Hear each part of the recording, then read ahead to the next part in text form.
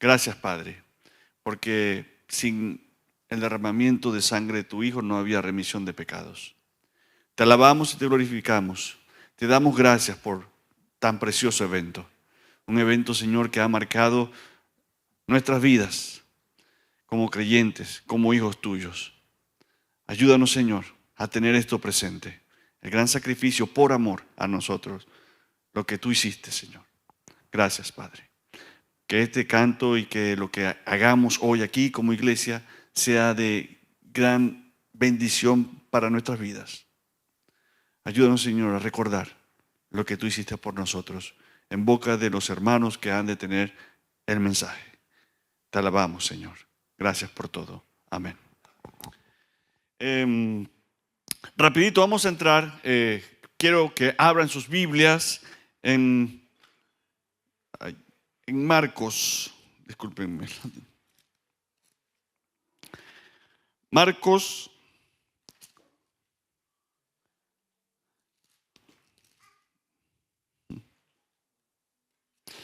Marcos 14, del 43 al 50. ¿Lo tienen allí? El Evangelio según San Marcos, capítulo 14, verso 43 al 50.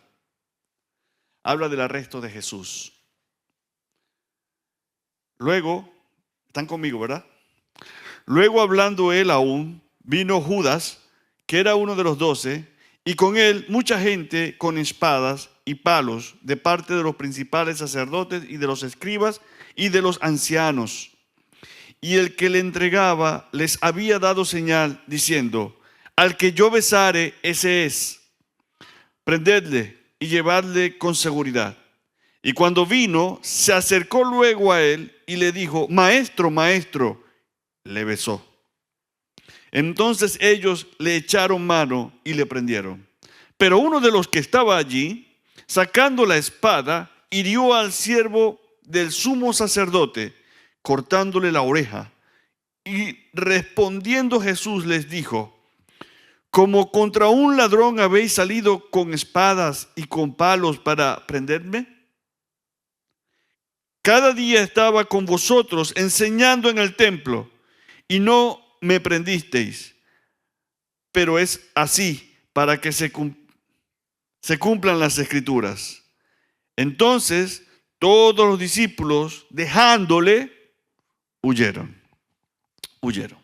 De esta manera les invito a que tomen la posición de pie. Vamos a entonar un canto, un himno titulado En la cruz.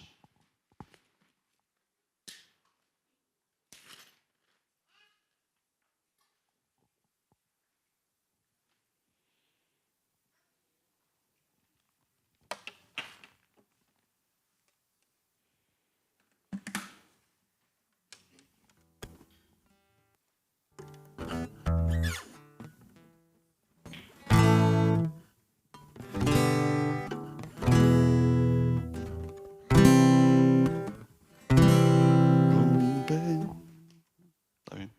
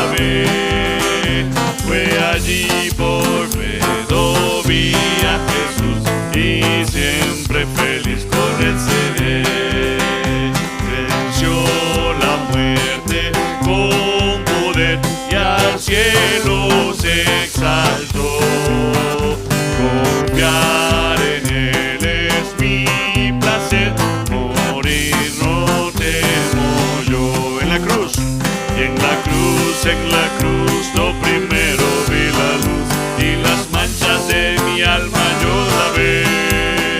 Fue allí por fe lo vi a Jesús, y siempre feliz con Él seré. Aunque Él se fue, solo no estoy, mando al Consolador, Divino Espíritu, que hoy me da perfecto amor. En la cruz, lo primero vi la luz, y las manchas de mi alma yo lavé. Fue allí por fe lo vi a Jesús, y siempre feliz con Él seré. Pueden tomar sus asientos, mis queridos hermanos y amigos que nos están visitando. De esta manera vamos a entrar, mantengan ese entusiasmo en sus corazones y en su mente. Vamos a escuchar las dos primeras palabras a cargo de nuestro hermano Luis González.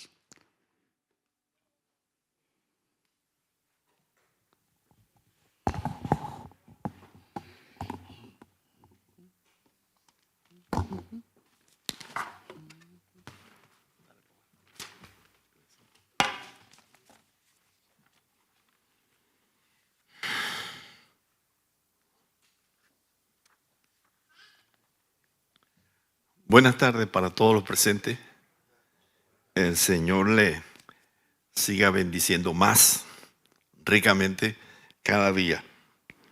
Estoy muy contento porque está mi hermano mayor conmigo o con nosotros.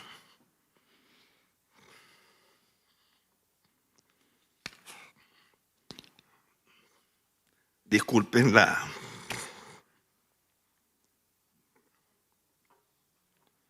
emoción. No la puedo a veces controlar. Raúl.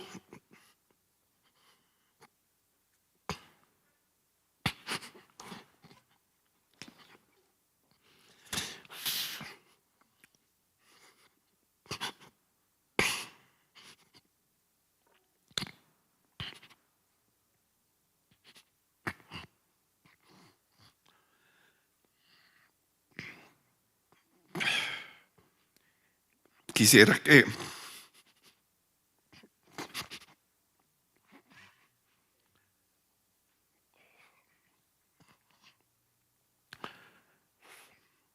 mi hermano Frank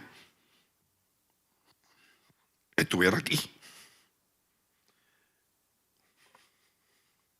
Ay, gracias, hermano.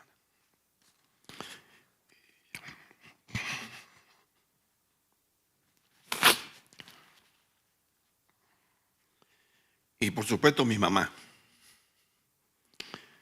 Pero bueno, Dios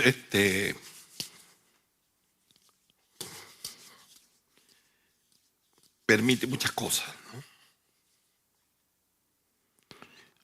Bueno, gracias a Dios porque estamos aquí y tenemos salud. Hoy nos hemos reunido para conmemorar, como dijo el pastor Carlos Luis, recordar las últimas palabras pronunciadas por nuestro Señor Jesucristo en el monte Calvario o en el monte de la Calavera, el Gólgota. Isaías, el profeta, en el capítulo 53, el verso 7 dice: angustiado él y afligido, no abrió su boca. Como cordero fue llevado al matadero, al altar, y como oveja delante de sus trasquiladores. Trasquilador es la persona que le quita la lana a las ovejas. Enmudeció y no abrió su boca. Si bien es cierto, Jesús no abrió su boca en el camino hacia el Calvario. Llevaba la pesada cruz y en todo el camino no abrió su boca. Pero él no murió en silencio. Estando ya en el Gólgota, en el Calvario, pronunció 7 palabras. Es decir, abrió la boca. 7 sentencias, 7 frases, como ustedes quieran verlo, pero habló. Y la primera vez que él habla con el Padre, con Dios. Y dice, Padre, esa es la primera frase, perdónalos porque no saben lo que hacen. El Señor Jesucristo habla con el Padre, intercede por sus verdugos, los soldados romanos, centuriones, que realizaban la tarea de clavar sus manos y sus pies a la cruz. Él dice, Padre, perdónalos porque no saben lo que hacen. Es probable que el Señor, nuestro abogado, nuestro intercesor, muchas veces le diga a Dios, nuestro Padre Celestial, perdónalos porque no sabe lo que dice ni sabe lo que hace. Padre, perdona a Luis González porque él no sabe lo que está haciendo, ni sabe lo que está diciendo. De modo que el Señor habla por primera vez e intercede por esos verdugos. Ahora, para los soldados romanos, Jesús era un delincuente más. Tenía 2 ladrones a los lados. Probablemente ellos pensaron que era un loco, un demente. Ese señor barbudo con una túnica blanca, bueno, ahí estaba desnudo prácticamente, ¿no? Era un fanático. Ellos en su ignorancia pensarían eso. Sin embargo, posteriormente, unas horas después, estos señores cambiaron de opinión, salieron de su ignorancia. Hubo un terremoto, hubo unas tinieblas profundas en ese momento, algunas tumbas se abrieron y el velo del templo, por supuesto yo no estaba en el templo, estaba en el Gólgota, pero dice la Biblia que el velo del templo se rasgó, se abrió en 2, de arriba hacia abajo. Ese momento hace que ellos reflexionen y entran en pánico. Y estos soldados, saliendo de su ignorancia, reconocen que una de las cosas más difíciles que tenemos los seres humanos, reconocer cuando hemos hecho algo indebido. Y en Mateo capítulo 27, el versículo 24, recoge la primera expresión de los soldados. Los verdugos que habían crucificado a Jesús, le habían metido los clavos en las manos y en los pies.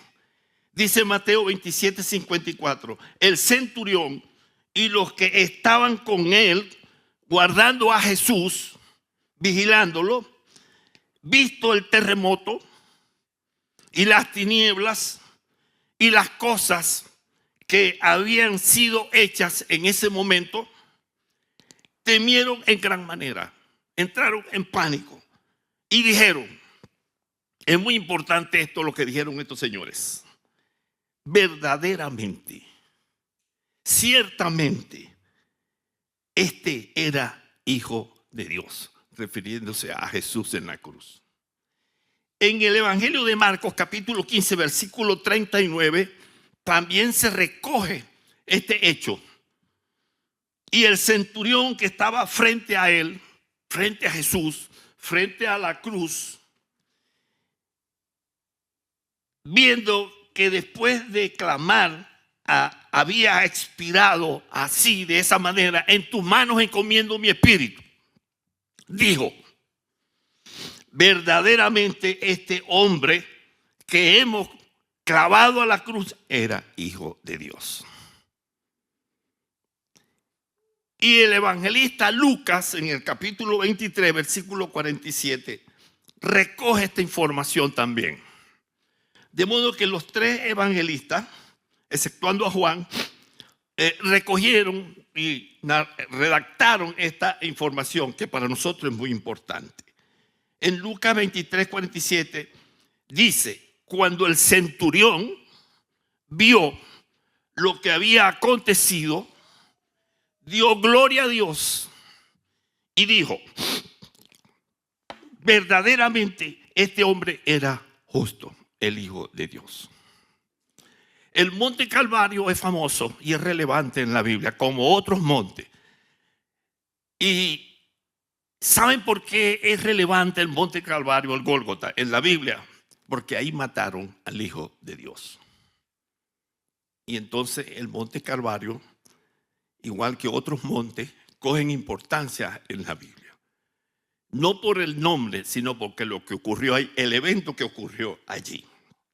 De modo que Jesús no muere con la boca cerrada, sino que habla. Y la primera expresión es: Padre, perdónalos, a los soldados, a los romanos que lo estaban clavando a la cruz. Perdónalos, Padre, porque no saben lo que están haciendo. Posteriormente, pues, ellos se dieron cuenta del error que habían cometido. Y la segunda vez que el Señor abre su boca, habla, le dice a uno de los dos delincuentes que estaban siendo crucificados junto a él: de cierto te digo que hoy estarás conmigo en el paraíso. Hoy estarás conmigo en el paraíso.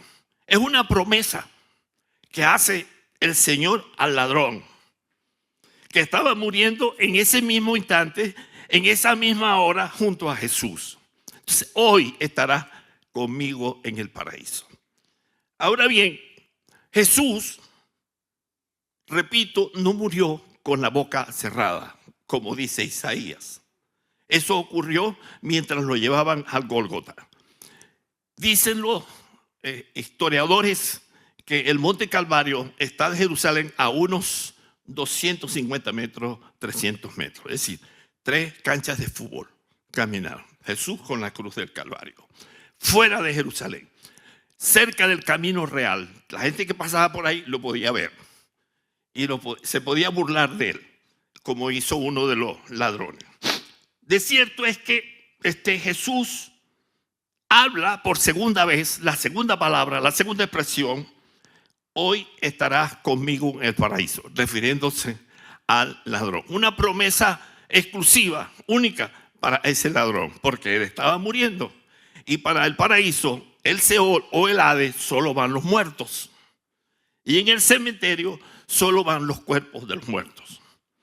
Es importante saber esto. Ahora quiero decirle lo siguiente, amados hermanos y hermanas y amigos y jóvenes. Si una persona muere una vez, nace una vez, morirá 2 veces. Repito, si una persona nace una vez, morirá 2 veces. Morirá físicamente y morirá eternamente.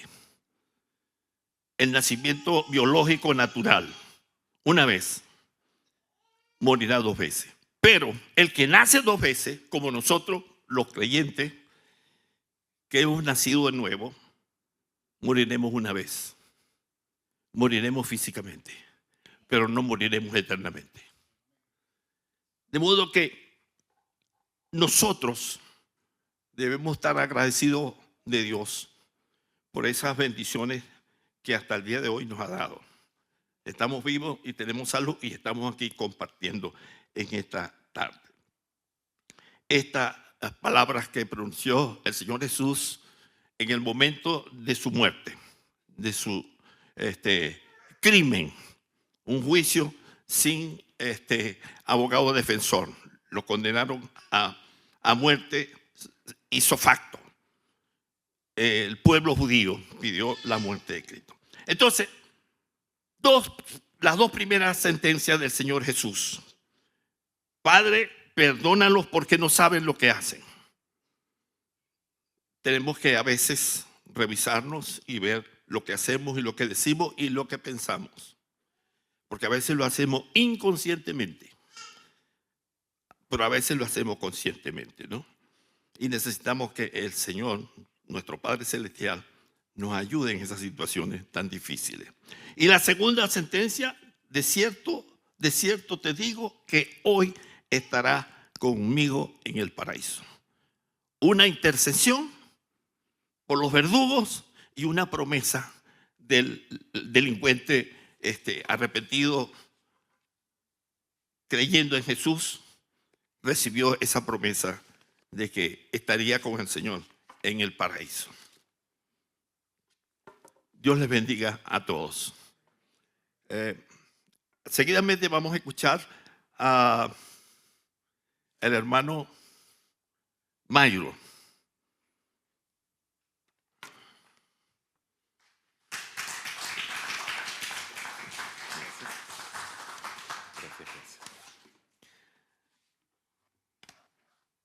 Una gran responsabilidad estar aquí para disertar acerca de las 7 palabras que dijo Jesús en la cruz del Calvario.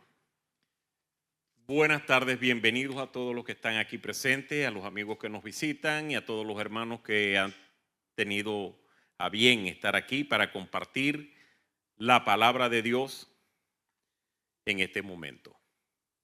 Hace casi 35, 37 años tuve la primera oportunidad de predicar acerca de las 7 palabras de Jesús y mi primera palabra, la cual puse, fue: mujer, he ahí tu hijo, hijo, he ahí tu madre. Hoy vuelvo a tener esa palabra en mis manos, en mis labios. Quisiera que fuéramos allá, con nuestra mente nos trasladáramos a ese momento. Vamos a imaginarnos que estamos en un desierto. Vamos a ponerle un camino que nos lleva hacia un cerro o un monte. Está soplando el viento, el cielo comienza a enturbiarse, a ponerse oscuro, las nubes comienzan a acercarse, a juntarse, porque el universo sabía que el Hijo de Dios iba a morir. Todo se estaba configurando para ese preciso momento. Hay una multitud que viene siguiendo a Jesús, quien viene llevando una cruz sobre su espalda. 300 metros caminando hacia el monte del Calvario o el Gólgota. Gólgota quiere decir monte de la calavera. Después de haber recibido un juicio exprés y una condena mucho más rápida, el Señor toma la cruz y, como lo dijo nuestro hermano Luis, enmudecido, la llevó hasta allá. Cayó 1, 2, 3 veces hasta que un hombre fue obligado a ayudarle a llevar la cruz. Simón de Cirene lo ayudó para que llevara la cruz. Después de haber recibido más de 130 latigazos, le habían puesto una corona de espinos, le habían dado golpes, le habían despojado de sus vestiduras. Un pelotón de soldados iba detrás de él, injuriándole, diciéndole groserías, escupiéndolo, golpeándolo con varas. El público que lo veía también se mofaba de él, se burlaba de él. Sin embargo, Jesús tenía que cumplir ese camino. No era fácil, era lo más difícil que le puede ocurrir a un ser humano. Estamos allí en el monte del Calvario, está soplando el viento, pasan esas bolas de vegetales, de cosas que pasan en los desiertos. Han visto las películas que pasan, las piedras, la arena te golpea el rostro. Y estamos ahí en ese escenario. Jesús es clavado a la cruz, sus 2 manos y sus 2 pies. Los 2 pies juntos, atravesados por un clavo de más o menos 12 pulgadas y uno en cada mano. Un sufrimiento tremendo que solamente el Señor, por amor, pudo aguantar. Levantan la cruz y al lado de Jesús ponen a dos malhechores, dos ladrones, uno a la izquierda y uno a la derecha, que también hablan con él, interactúan con Jesucristo. Juan 19, 26 y 27 es la tercera palabra que Jesús pronuncia en ese momento cuando está colgado del madero, cuando está colgado de la cruz. Mujer, he ahí tu hijo. Y después miró al discípulo que estaba allí y le dijo, he ahí tu madre. María, la madre de Jesús, la mujer que Dios escogió para sembrar en el Espíritu Santo en su vientre al Redentor de la humanidad, ahora estaba viendo y sufriendo por su hijo al pie de la cruz. Con ella a su lado estaba María, su hermana, conocida como la mujer de Cleofas, y María Magdalena, la que había llorado ante Jesús y había derramado un frasco de alabastro y le había secado y enjugado y lavado sus pies con su pelo. ¿Se acuerdan esa escena también, verdad? O sea, las tres Marías estaban con Jesús en ese momento. Y al lado de ella estaba el único discípulo que siguió a Jesús hasta su último momento, hasta su última hora. Juan, el discípulo amado. Todos los discípulos le habían abandonado. Se habían olvidado de Jesús en ese momento por temor a que los relacionaran con él, porque estaban viendo la muerte de frente. La posibilidad de ser aprendidos y exterminados les obligó a huir. El miedo les obligó a huir. El temor a perder la vida los obligó a huir. Sin embargo, Juan fue el único que se quedó hasta el final. María ya estaba viuda, no tenía esposo quien la protegiera, quien la cuidara, quien velara de ella durante los años de ancianidad. La palabra de Dios dice, honra a tu padre y a tu madre, en Efesios 6, versículos 2 al 3.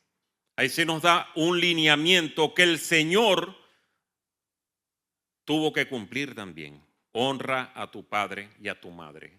Y no solamente honrar es saludarla, llamarla de vez en cuando. Honrarla también es ayudarla con sus gastos en su vejez.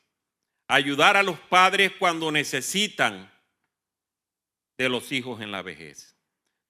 Una vez le dije a mamá, mamá, yo no podré pagar todo lo que tú hiciste por mí desde que yo nací, pero yo lo voy a hacer con mis hijos, porque no podremos pagar todo lo que nuestras madres han hecho por nosotros.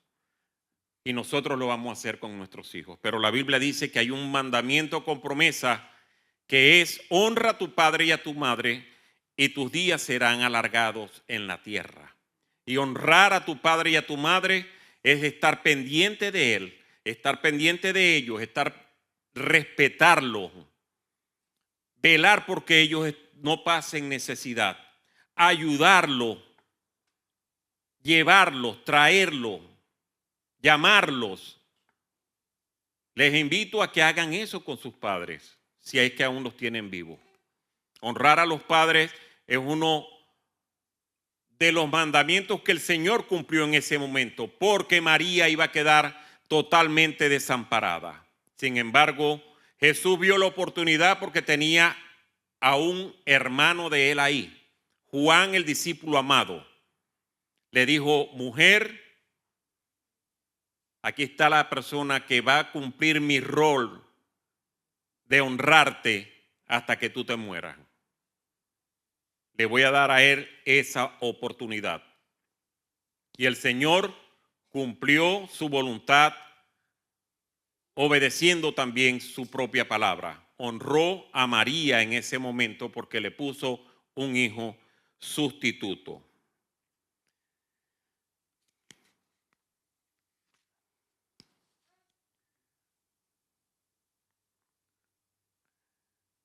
hubo una provisión familiar. Le dio la oportunidad a Juan de mantener a su mamá. Relevó sus responsabilidades sobre el discípulo amado.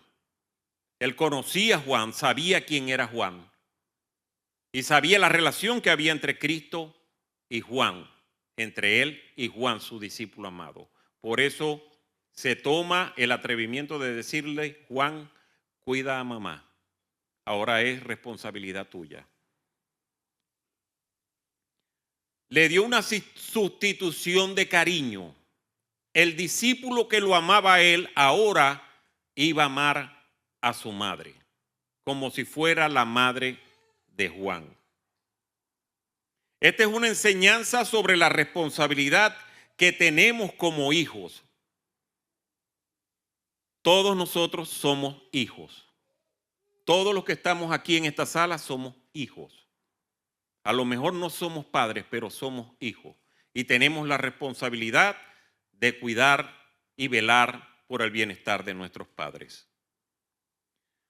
Le dio una protección para su madre anciana, una etapa donde la vida ha transcurrido y ya no tenemos las mismas fuerzas de antes, ya no tenemos la misma capacidad de antes. Ahora nos toca quedarnos en la casa, sentados en una silla, a lo mejor viendo un televisor, leyendo un libro y leyendo la palabra de Dios y esperar que nos ayuden, así como nosotros ayudamos a nuestros hijos cuando ellos estuvieron pequeños y hasta que crecieron y se casaron. Ahora es nuestra responsabilidad cuidar de esos padres, de esa madre, así como hizo nuestro Señor Jesucristo. Amor y retribución de lo que ellos hicieron por nosotros. Devuélvale con cariño, no por obligación, sino con amor, todo lo que sus padres hicieron por ustedes. Esto nos lo enseña el Señor Jesús en la cruz del Calvario, cuando dijo: mujer, he ahí tu hijo. Luego miró al discípulo amado y le dijo: hijo, he ahí tu madre. Pasar este legado a nuestros hijos, a nuestros nietos, para que ellos cuiden de nosotros, así como nosotros cuidamos de nuestros padres. Es el mejor ejemplo que le podemos dar. La provisión del amor sustitutivo.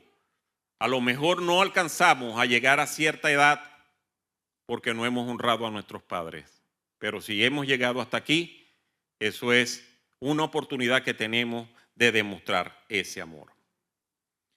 Luego de que el Señor da esta tercera palabra, mira hasta el cielo que ya estaba encapotado, estaba oscuro, que había relámpagos, truenos, que se puso un ambiente pesado, frío, y pronuncia su cuarta palabra.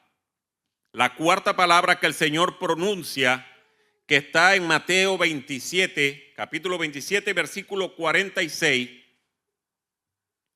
es: Dios mío, ¿por qué me has desamparado? En arameo dijo: Elí, Elí, lama sabactani.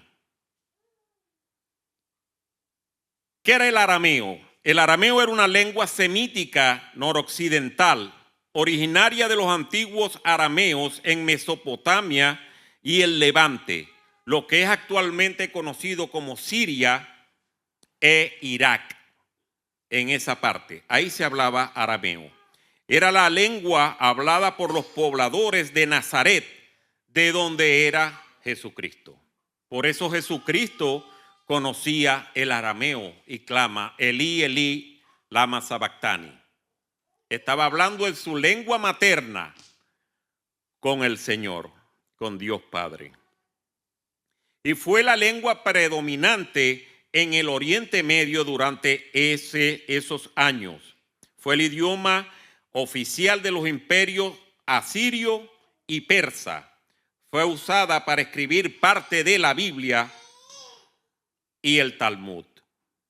¿Por qué dijo Jesucristo esta cuarta palabra? Jesús en ese acto estaba cargando sobre sí el pecado de toda la humanidad.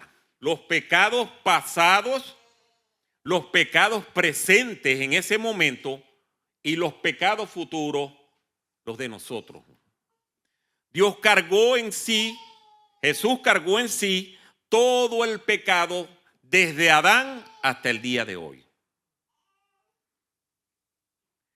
¿Por qué le dice, Dios mío, por qué me has desamparado? ¿Por qué me has abandonado? ¿Por qué me has dejado solo? Si este es el momento más oscuro de mi vida. Este es el momento que yo temía que llegara. ¿Te acuerdas que allá en el Getsemaní orando te dijo, Señor, Dios mío, Padre, si es posible, pasa de mí esta copa? ¿Cuál era esa copa? Que él sabía que Dios lo iba a dejar abandonado, lo iba a desamparar. No iba a tener la protección de su Padre. Cada vez que Jesús hablaba, el cielo temblaba y se hacía lo que él decía. Pero en ese momento, él sabía que Dios lo iba a dejar solo. ¿Por qué Dios lo dejó solo? Dios, un Dios de amor, un Dios de misericordia, pero también un Dios justo, puro y santo, no permite delante de él el pecado. No importa que ese era su hijo amado, estaba lleno de pecado, y no por el pecado de él, sino el pecado de todas las generaciones desde Adán hasta hoy, como les dije. Estaba sucio, estaba inmundo, y Dios no lo puede aceptar así. Aún siendo su hijo, se apartó de él. Y muchas veces vemos que nuestros hijos pecan y los apartamos de nosotros. Pero hay otros padres que aceptan el pecado de los hijos. Y está mal, porque Dios mismo nos enseña que si somos santos no debemos de aceptar el pecado, aunque sean nuestros hijos. No podemos avalar eso. Dios no avaló el pecado que estaba cargando Jesús sobre él mismo. Lo dejó solo. Por eso cuando clamó, si era posible de mí, pasa esta copa, pero que no sea como yo quiero, sino que se cumpla tu voluntad.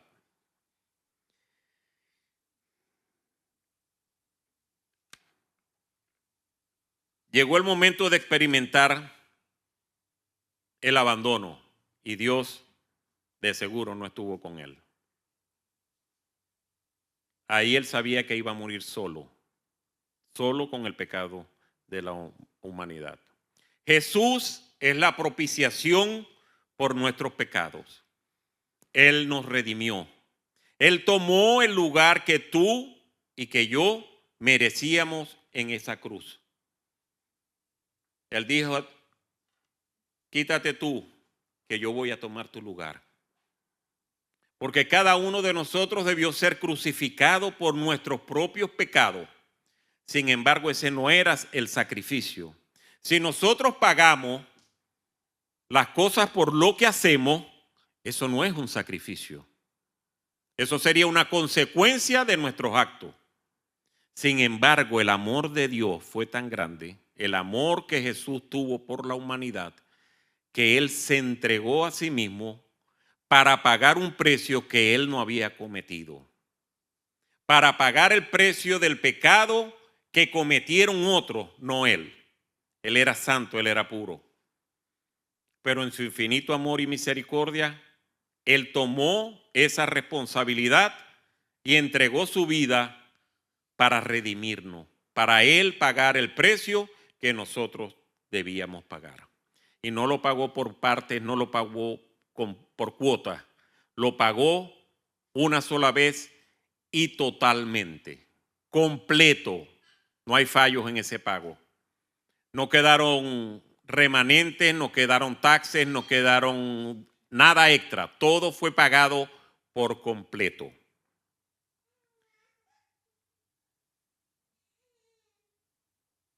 Él sufrió el abandono, pero la palabra de Dios dice en Juan 10:28, si hay alguien que lo pueda buscar y lo lea en voz alta, Él nunca nos va a abandonar. Aunque Dios lo abandonó a Él, Él nunca nos va a abandonar a nosotros. Juan capítulo 10, versículo 28.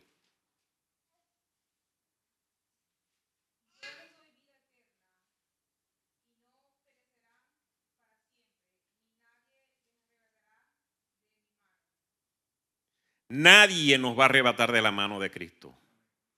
Eternamente vamos a permanecer con Él. Así que aquellos que piensan que la salvación se pierde, déjenme decirles que están equivocadísimos. Cristo no hizo ese sacrificio para dejarnos perder.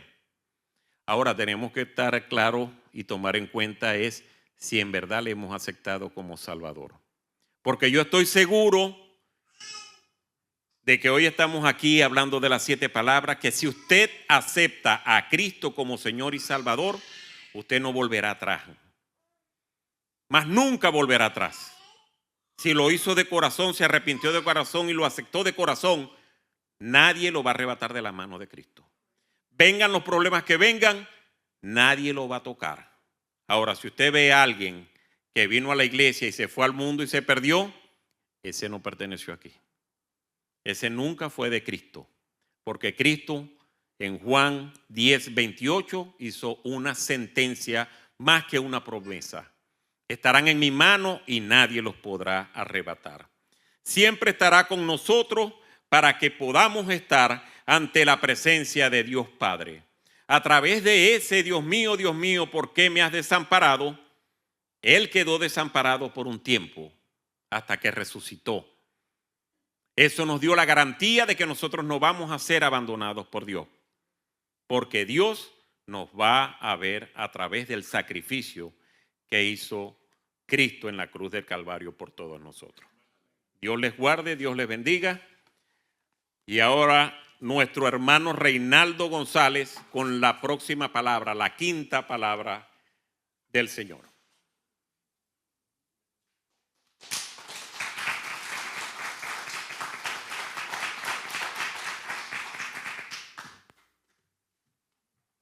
Gracias al hermano Mayro por la presentación.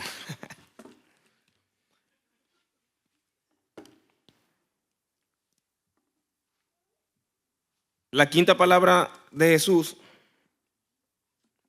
fueron cuando él tuvo sed y pidió de beber. Esto fue también una profecía que menciona que Jesús tendría sed y le darían vinagre de beber.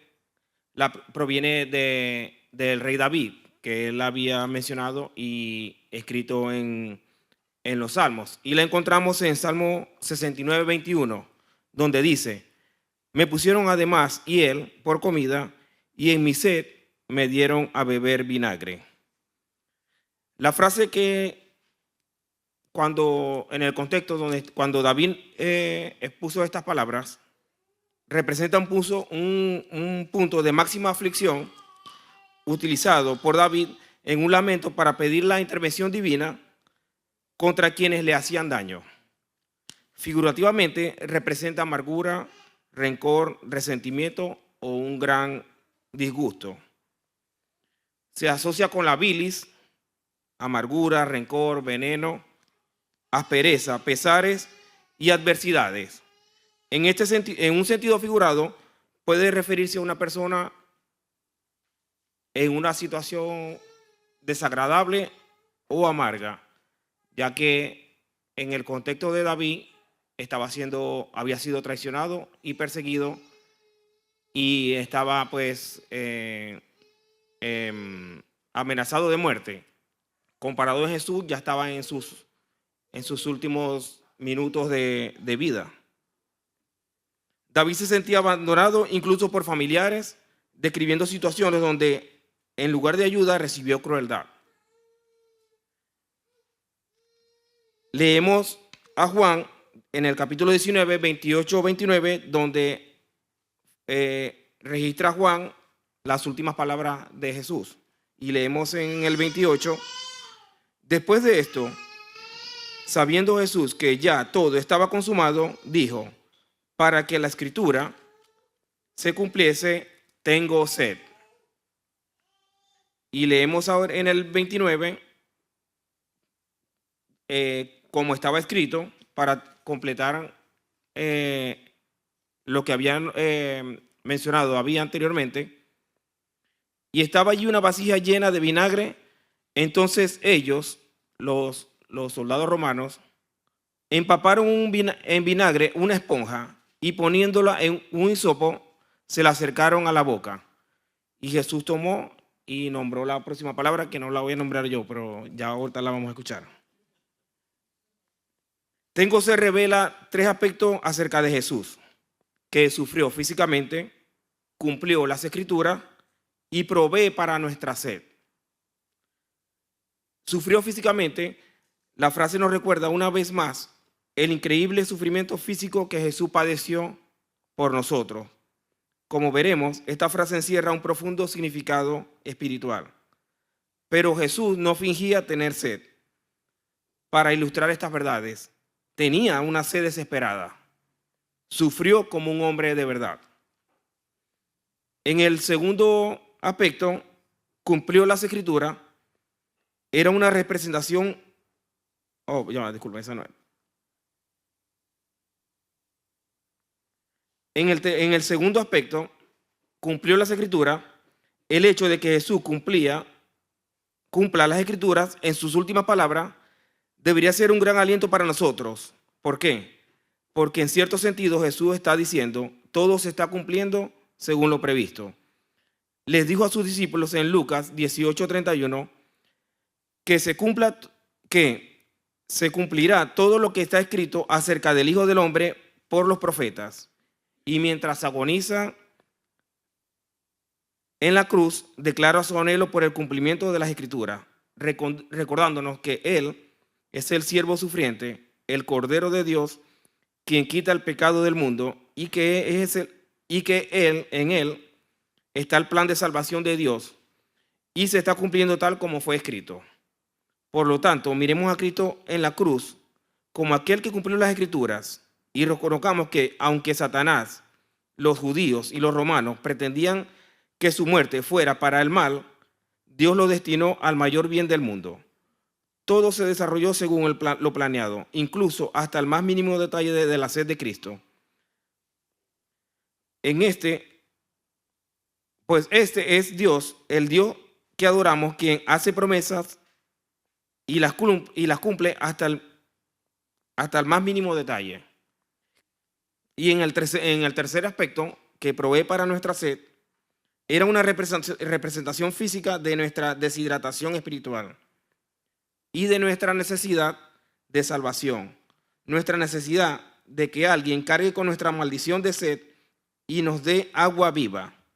De esto profetizó también Isaías, en que este Jesús lo vemos que en Juan 4, capítulo 4, versículos 13-14, donde Jesús le dice a una mujer junto a un pozo, quien beba de esta agua volverá a tener sed, hablando del pozo donde estaba la mujer.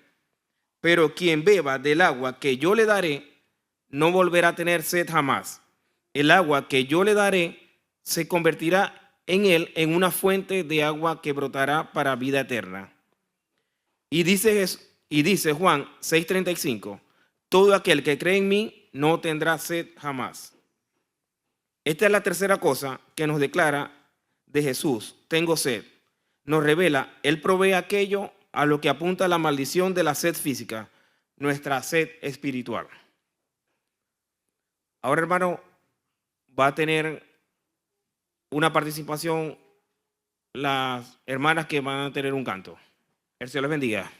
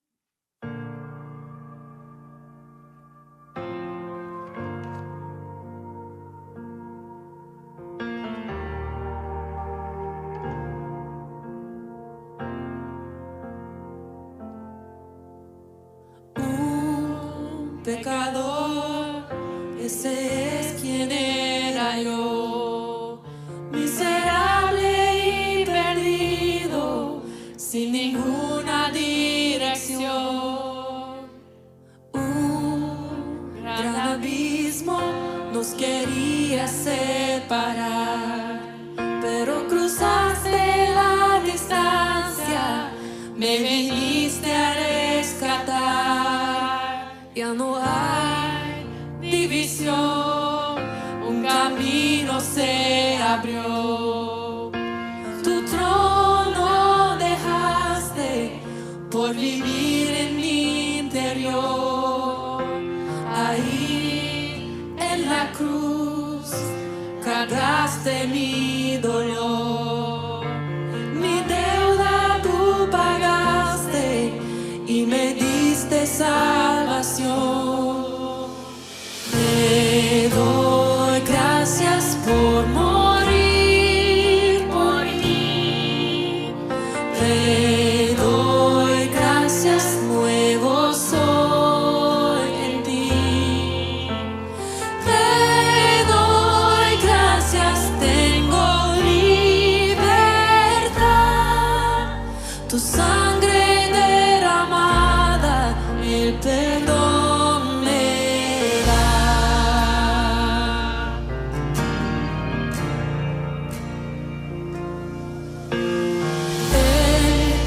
En mi lugar, tu cuerpo herido fue.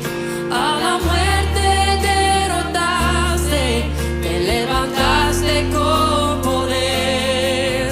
Ya no hay aguijón, la vida triunfó. Y la sangre del Cordero transformó mi corazón. Te doy gracias por morir por mí. Te doy gracias, nuevo soy en ti. Te doy gracias, tengo libertad. Tu sangre derramada, el perdón me da. Nada se compara al poder que hay en la sangre de Jesús.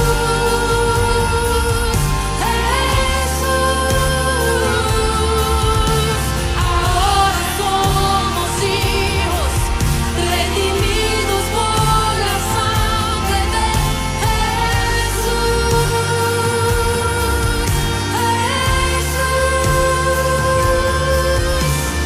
Nada se compara al poder que hay en la sangre de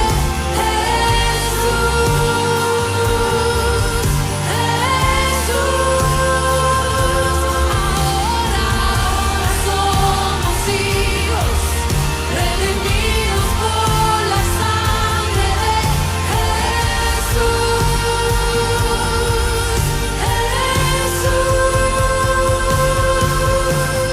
Te doy gracias por morir por mí. Te doy gracias, nuevo soy. Te doy gracias, tengo libertad.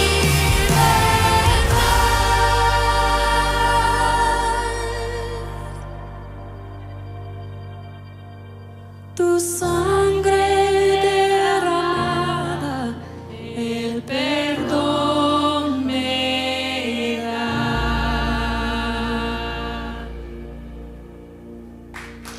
A su nombre, gloria. A su nombre, gloria.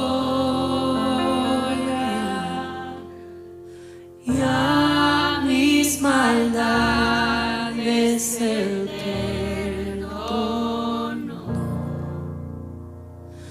A su nombre.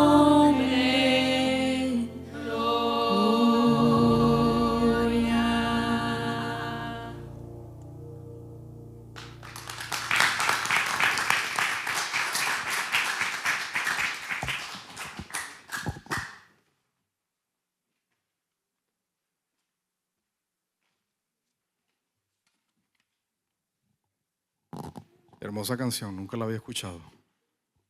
Y les quedó muy, muy bien. Felicito a las mujeres. Consumado es. Juan 19:30 dice, cuando Jesús hubo tomado el vinagre, dijo, consumado es. Y habiendo inclinado la cabeza, entregó el Espíritu. El Evangelio según San Juan es el único que recoge esta palabra. Consumado es. Consumado es viene de la palabra griega tetelestai. Tetelestai se usaba para hablar, declarar la consumación final y exitosa de algún proyecto. No era sinónimo de fracaso o derrota, como escuchamos decir a cierto líder religioso, hablando del fracaso de la cruz, ignorando toda enseñanza, toda la verdad del éxito y victoria que ocurrió en la cruz del Calvario. También se usaba esta palabra, tetelestai, en los recibos cuando una deuda había sido pagada en su totalidad. Cuando usted compra un carro, le ponen un sello que dice que tiene un line holder. Cuando usted paga el carro, le escriben que ya no debe nada. Eso es lo que significa tetelestai. No se debe nada. Ya fue la deuda pagada por completo. Los artistas, cuando terminaban una gran obra, después que la veían y ya la tenían terminada, decían tetelestai. Ya esta obra ha sido terminada. Tetelestai indicaba que se había acabado de ejecutar completamente el plan glorioso de Dios para salvar al hombre. Y daba inicio a un tiempo de gracia y misericordia de Dios para el hombre. Jesucristo había venido a la tierra a cumplir un plan específico, el proyecto de morir por el hombre. Y cuando él estaba alzando la voz antes de morir y dice, tetelestai, consumado es, él estaba diciendo, he acabado la obra que el Padre me encomendó. No obstante, para que Jesús pudiera decir, consumado es, hubo un alto precio que él tuvo que pagar. Había una necesidad de que el hombre fuera salvo. El hombre se había apartado de Dios. El pecado había traído muerte espiritual, muerte almática, muerte física, separación de Dios y condenación eterna. En Romanos 6:23 dice que la paga del pecado es muerte y Dios había diseñado un plan hermoso para salvar al hombre. Dios sabía que el hombre iba a fallar. Él le dio el libre albedrío, la opción de escoger entre el bien y el mal. Desde antes de la creación, Él sabía que el hombre iba a fallar. Él sabía que el hombre le iba a dar la espalda a Dios. Pero qué grande es saber que desde antes de la fundación del mundo, ya Dios había pensado en un plan. Ya Él había diseñado un plan perfecto para rescatar, para redimir, para salvar al hombre. Y alguien tenía que ejecutar ese plan. Para poder alzar la voz en el madero, en el Calvario, consumado es, he acabado la obra, hubo que pagar un alto precio. En primer lugar, Jesucristo se ofreció voluntariamente como cordero para expiación, para el sacrificio. Desde el Antiguo Testamento vemos varios ejemplos, varios datos, varios señales que Dios nos dejó para saber que algo venía en camino, que había un plan de salvación, que había un sacrificio, que había un alto precio que pagar. Cuando Adán y Eva pecaron contra Dios, Él los confrontó. La palabra dice que al sacarlos del huerto del Edén, los vistió con pieles de animales. Ellos se habían hecho primero unos trajes con hojas de higos que habían cocido, pero Dios sabía que eso no les iba a durar. Entonces, para evitarles la vergüenza de que se fueran a desnudar con un ventarrón que les diera, Dios agarró unos animales y Él mismo, no lo hizo Adán. De repente sería porque todavía no sabía trabajar con cuero, o no sé por qué razón, pero Dios lo hizo. Le hizo trajes a ellos con pieles de animales. Eso era una señal de que hay un sacrificio que Dios iba a hacer para salvar al hombre. Cuando Abraham e Isaac subieron al monte para adorar a Dios, Abraham tomó a su único hijo, a quien amaba, y lo puso sobre el altar obedeciendo la palabra de Dios de que sacrificara a su hijo. Sin embargo, la palabra dice que cuando Abraham levantó el puñal para matar a su hijo, un ángel bajó muy rápido y le dijo: detente, no le hagas daño al muchacho, porque ya sabemos que tú eres obediente y que no le negaste a Dios a tu único hijo. Y no solamente eso, después de que el ángel habló, ellos miraron hacia atrás y vieron que estaba un cordero enredado con los cuernos, enredado en un zarzal. Porque Abraham le había dicho a su hijo: Dios se proveerá de cordero. Él lo había creído. Dios le había prometido a Abraham que le levantaría descendencia con Isaac. Por eso, él obedientemente sabía que si él cumplía el mandato de sacrificar a su hijo, Dios se iba a proveer de cordero. Y Dios lo hizo de esa manera. Dios se proveerá de cordero. En Primera de Pedro 1, 18 al 20, Dios habla de que el cordero es Cristo. En Gálatas 1, 4 dice: el cual se dio a sí mismo por nuestros pecados para librarnos del presente siglo malo, conforme a la voluntad de nuestro Dios y Padre. En la eternidad, antes de que se creara el mundo, antes de la fundación del mundo, ya Dios sabía que el hombre iba a caer. Ya Dios sabía que el hombre iba a pecar. Ya Dios sabía que el hombre iba a decidir seguir el camino del mal y no el camino del bien. Por eso Él ya había diseñado este plan de salvación perfecto. Y Cristo, de forma voluntaria, Él dijo: yo voy a hacer ese sacrificio. Yo voy a ser el cordero. Él fue lo que lo hizo de forma voluntaria. No fue una carga impuesta. Él lo decidió por amor a ustedes y por amor a mí. Lo segundo que tuvo que hacer Cristo fue humillarse al hacerse hombre. La encarnación de Cristo. Juan 1:1, lo voy a buscar rapidito, dice: en el principio era el Verbo, y el Verbo era con Dios, y el Verbo era Dios. Y el 14 dice: y el Verbo se hizo carne y habitó entre nosotros, lleno de gracia, de verdad, y vimos su gloria, gloria como del unigénito del Padre. Cristo tuvo que hacerse hombre para padecer como nosotros, para que nadie dijera: no, Él era el Hijo de Dios y no tuvo que sufrir como sufrimos nosotros, ni padecer, ni ser tentado. No, Él lo hizo. Él sufrió como hombre.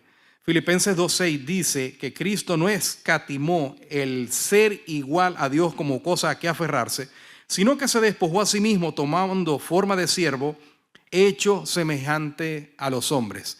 Él estaba lleno de gloria allá en el cielo. Él tenía todos los ángeles a sus servicios, pero Él rechazó todo eso por amor a nosotros. Primera de Juan 4:2 dice: en esto conocemos el Espíritu de Dios. Todo espíritu que confiesa que Jesucristo ha venido en carne es de Dios. Jesús no solo le dijo al Padre: yo voy a ir, sino que estuvo dispuesto a ser hombre como nosotros, aunque nunca dejó de ser Dios. Se hizo hombre como nosotros, padeció como nosotros, y Él tuvo que pagar ese precio de hacerse hombre. Lo tercero que Él tuvo que hacer, que Él tuvo que padecer, fue rechazar las tentaciones y los obstáculos en el camino. En su trayecto terrenal hubo varios momentos donde fue tentado para apartarlo de su propósito. Recordemos que cuando Él estuvo ayunando por 40 días, Satanás se le apareció para tentarlo. Le dijo: si tú postrado me adorares, yo te entregaré todos los reinos. Para apartarlo del plan de Dios se había trazado para él. También lo subió al pináculo del templo y le dijo: lánzate de arriba, porque la palabra dice que a tus ángeles mandará para cuidarte. El diablo estaba tratando de evitar que se cumpliera esa obra salvadora en Cristo Jesús. En Mateo 16 leemos que Jesús le dijo a sus discípulos que le era necesario ir a Jerusalén para padecer, morir y resucitar. ¿Y qué pasó? Pedro, uno de los suyos, de repente tocado por su humanidad o por un pensamiento satánico, le dijo: Señor, que no te acontezca esto. Empezó a reconvenirle que no te vaya a ocurrir esto. ¿Y qué hizo nuestro Señor Jesucristo? Lo reprendió. Aléjate de mí, Satanás, le dijo. Ese era otro intento más para impedirle llegar al propósito para el cual Él había nacido como hombre en esta tierra. Su misma humanidad, porque también fue hombre como nosotros, le hizo pedirle al Padre en Getsemaní: Padre, Padre mío, si es posible, pase de mí esta copa, pero que no sea como yo quiero, sino como tú. Eso está en Mateo 26:39. Me hace recordar a veces algunos pseudocristianos que oran y dándole como un mandato al Señor. No hay humildad en ellos. Cuando Cristo, siendo su Hijo, dijo que no se haga mi voluntad, sino la tuya. En cuarto lugar, Él tuvo que sufrir físicamente y morir por nuestros pecados. En Isaías 53 dice que Él fue despreciado, desechado, varón de dolores y quebrantos, angustiado y afligido. Fue traicionado por uno de los suyos, por Lucas, por Judas. Eso está en Lucas 22:48. Por 30 monedas de plata le dio un beso y lo entregó. Fue entregado a los fariseos con testigos falsos. Eso lo puede leer en Mateo 26. Fue herido físicamente, fue golpeado, abofeteado, azotado. No quedó parecer y hermosura, quedó desfigurado y fue crucificado. Gálatas 3:13. Fue hecho maldición por nosotros. Lo injuriaron, lo burlaron, lo abofetearon. Mientras estaba crucificado, seguían hablándole mal. A otros salvó y no se puede salvar a sí mismo. Que se baje de esa cruz y entonces creeremos en Él. Juan 19:31. También habla de que quebraron los huesos de los ladrones para acelerar la muerte, pero ya Él había entregado el Espíritu. Por eso a Él no le quebraron los huesos. Hebreos 12:2 dice: puesto los ojos en Jesús, el autor y consumador de la fe, el cual por el gozo puesto delante de Él sufrió la cruz, menospreciando el oprobio, y se sentó a la diestra del trono de Dios. Gloria a Dios por eso. En quinto lugar, yo creo que lo más fuerte que Él tuvo que sufrir, el hermano Mayro habló bastante de esto, cuando Él tuvo que ser castigado por su Padre.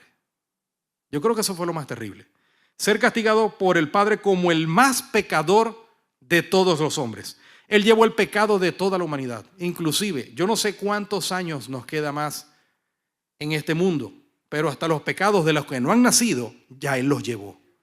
¿Y qué pasa? La santidad de Dios es tanto que Dios tuvo que echar la cara a un lado. Él tuvo que alejarse y dejarlo solo. Él llevó el pecado de toda la humanidad.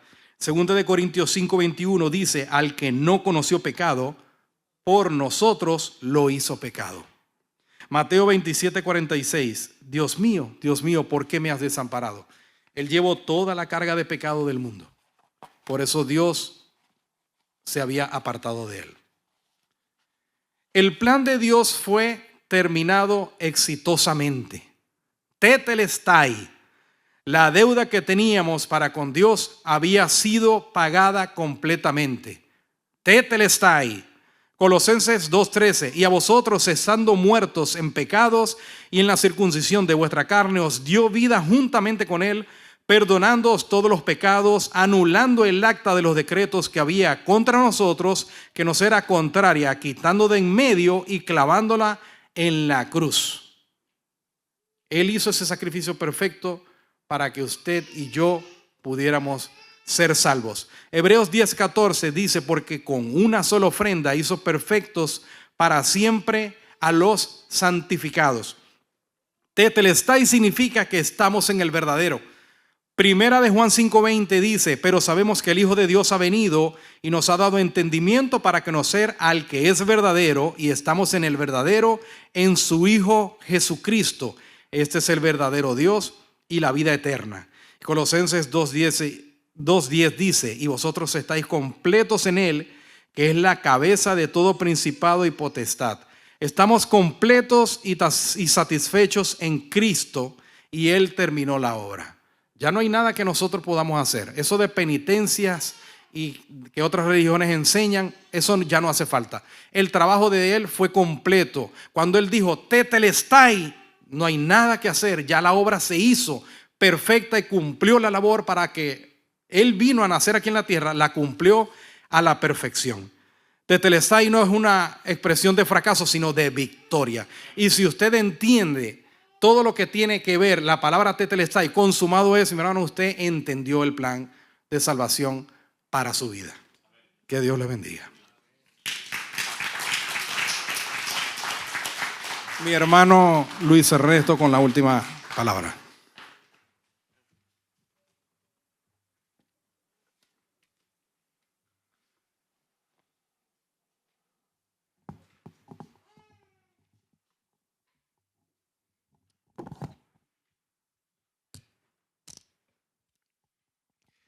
Muy buenas noches, tengan todos los presentes, amigos, que el Señor les continúe bendiciendo.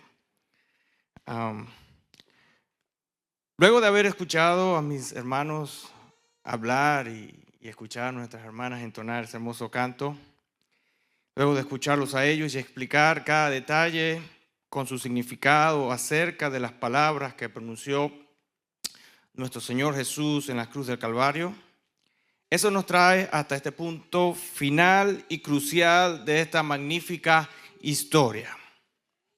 Una vez consumado todo, como dijo nuestro hermano Daniel, en griego tetelestai, en inglés it is finished, en español consumado es, Jesús pronuncia en voz alta para toda la audiencia que estaba observando su padecimiento lo siguiente: Padre, en tus manos encomiendo mi espíritu.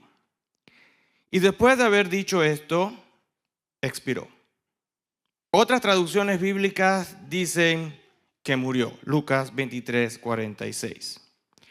Ese mismo instante, amigo, iglesia, hubo tinieblas sobre toda la faz de la tierra y el sol se oscureció hasta la hora 9 aproximadamente. Mucha gente, luego de haber culminado el espectáculo, se regresaron a sus casas dándose golpes en el pecho porque sabían que habían consentido en matar a un inocente en la cruz. Como si fuera poco, Satanás con sus legiones de demonios empezaron a hacer una gran celebración en los lugares celestes, con sus tambores y bailes, porque ellos estaban muy contentos porque su grandioso plan había salido todo un éxito. Matar en la cruz al Hijo de Dios y de una vez por todas ponerle fin al plan de redención de Dios para la humanidad. Lo que Satanás y sus demonios ignoraban eran que la última palabra de nuestro Señor Jesús en el Calvario fue un grito de victoria y no de derrota. Jesús no estaba acabado, sino que había consumado la redención de la humanidad. La frase, Padre, en tus manos encomiendo mi espíritu, nos enseña la revelación del más allá.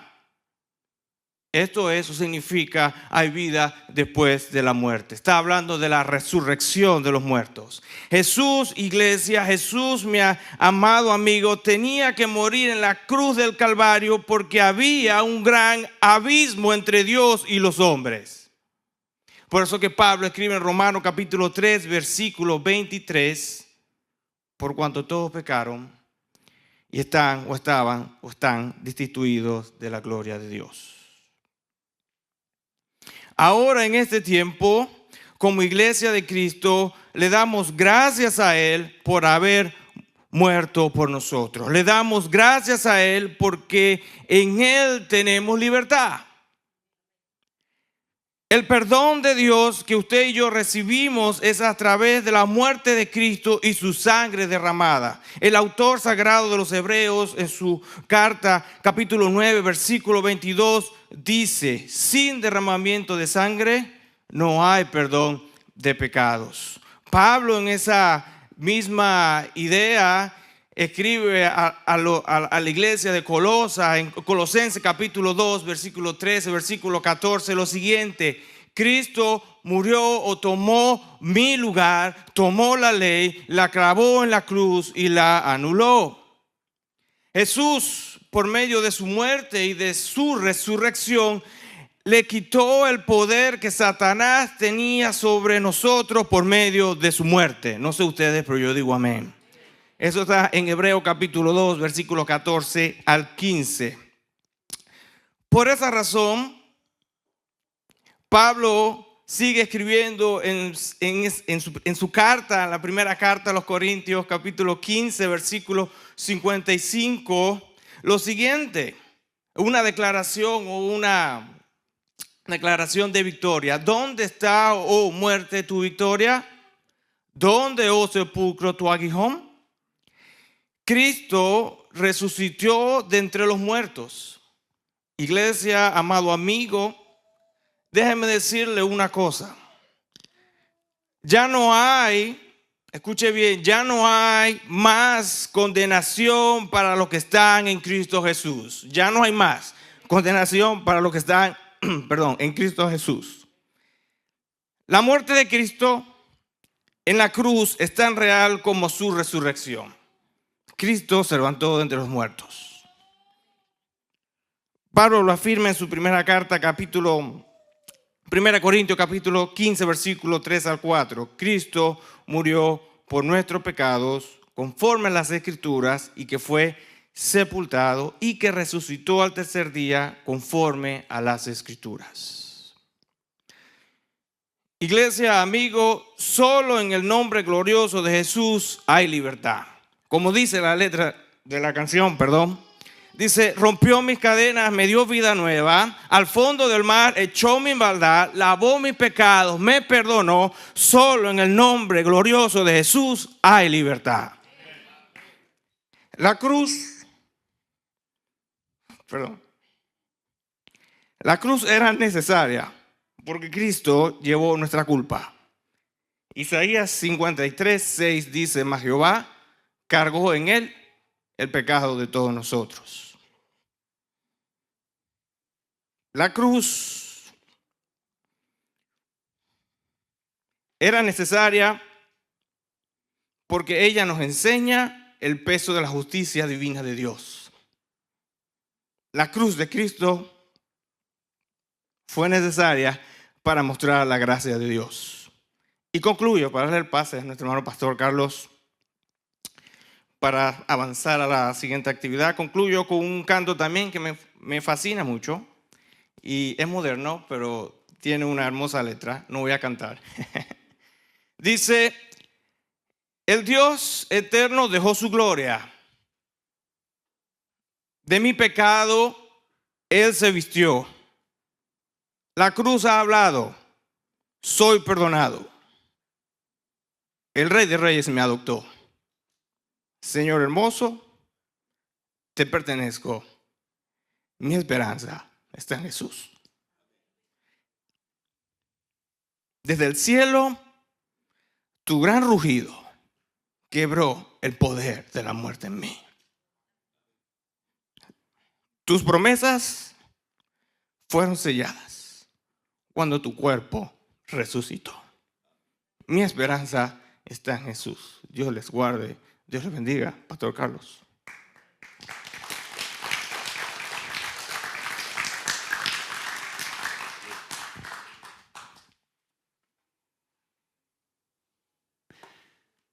Gloria a Dios por este servicio, este gran evento que nos recuerda a todos lo que Cristo hizo en la cruz por cada uno de nosotros.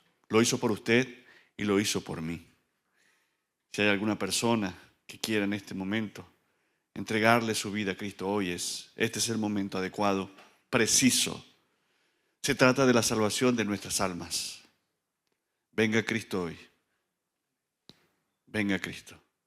Algo que tenemos bien seguro es que este cuerpo o su cuerpo, nuestro cuerpo, se deteriora con el paso del tiempo.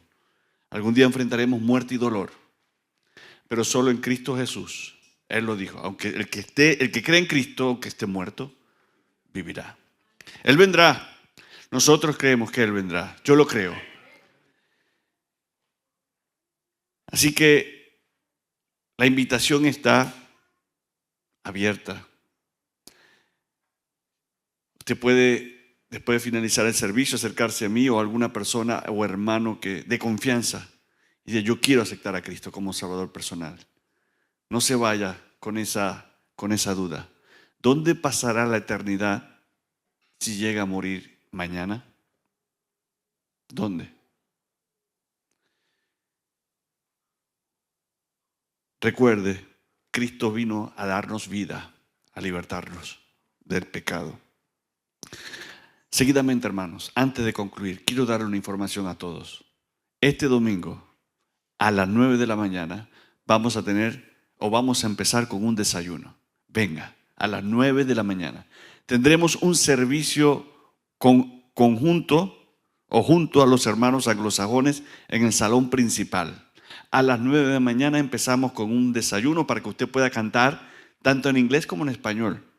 Y vamos a celebrar que Jesús resucitó. El servicio empezará a las 10 de la mañana. Venga, no se quede. Celebremos todos juntos como iglesia, como pueblo de Dios, esta gran victoria. Todos están cordialmente invitados. Y si quiere traer invitados, tráigalos también. Serán muy bienvenidos. Y hermanos, sí, vamos a colocarnos de pies. Vamos a terminar con una oración. Y no se vayan, vamos a tener comunión, vamos a tener un pequeño refrigerio y así compartir como iglesia. ¿Les parece? Amén. Oremos.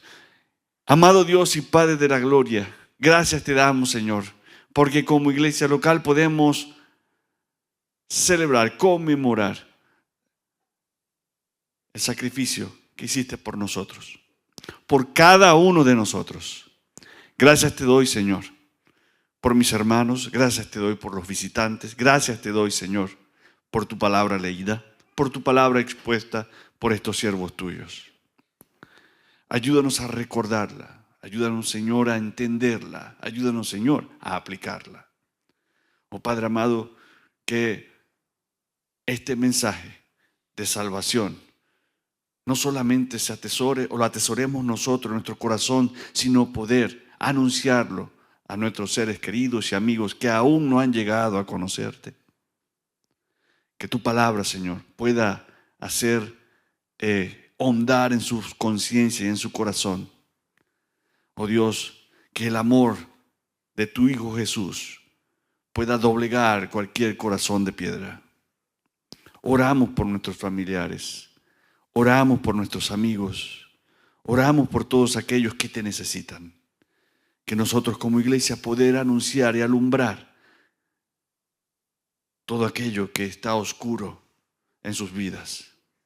Que tu palabra, Señor, nos guíe. Que tu Espíritu Santo nos dé el poder a la hora de hablar del Evangelio de Jesucristo. El Evangelio que rompe todo tipo de cadenas. Estamos en tus manos, Señor. Queremos seguir en tus manos hasta que tú vengas por nosotros. Te alabamos, te glorificamos como iglesia. En el nombre glorioso de tu Hijo Jesucristo, nosotros oramos, dándote gracias. Amén. Dios les bendiga, Dios les guarde. Hemos concluido. Ya saben, no se vayan. Vamos a tener un pequeño refrigerio.